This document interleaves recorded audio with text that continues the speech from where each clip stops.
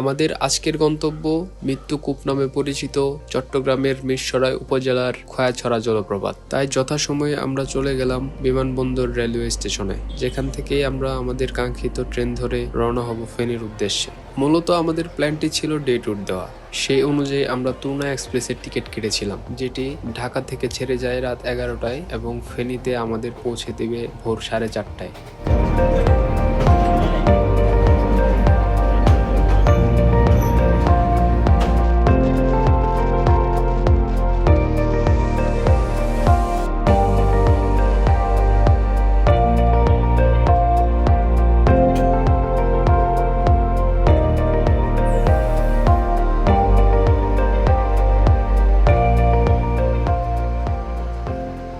ফেনী থেকে আমরা আমাদের সকালের নাস্তা শেষ করে আমরা রওনা হব চট্টগ্রামের মিরসরাইয়ের উদ্দেশ্যে। সকাল সকাল মিরসরাই পৌঁছে আমরা সেখানে আমাদের দুপুরের খাবারের ব্যবস্থা করে সেখানে ব্যাগেজগুলো রেখে আমরা রওনা হব আমাদের মেইন গন্তব্য খয়াছড়া জলপ্রপাতের দিকে। বাস যোগে ফেনী থেকে মিরসরাই আসার পর মেইন রোড থেকে সিএনজি ধরে আবার মেইন স্পটে যেতে হবে।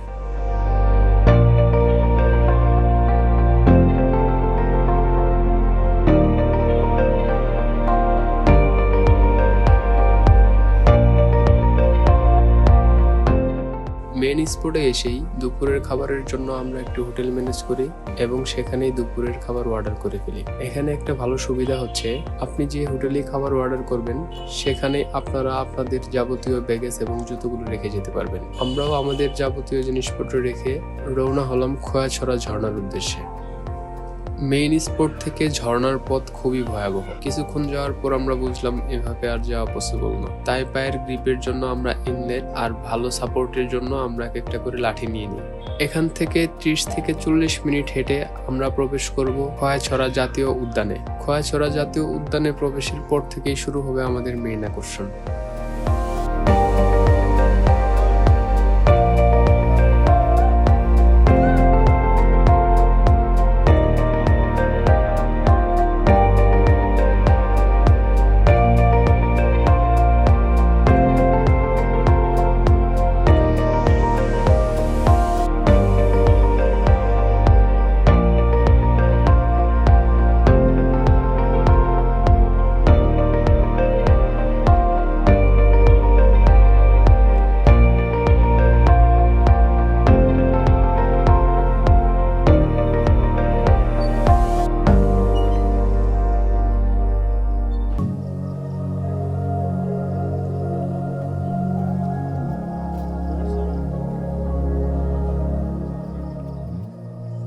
দীর্ঘ পথ হাঁটার পর আমরা চলে এসেছি খয়াছড়া জাতীয় উদ্যানের প্রবেশদ্বারে। এখান থেকে আমাদের 20 টাকা পার পার্সন টিকিট কেটে ঢুকতে হবে খয়াছড়া জাতীয় উদ্যানে। এরপর থেকেই শুরু হবে ঝর্ণার সমারোহ। এখান থেকেই ছোট ছোট ঝর্ণা দেখা গেলেও মেইন ঝর্ণায় পৌঁছাইতে সময় লাগবে মিনিমাম 40 থেকে 50 মিনিট।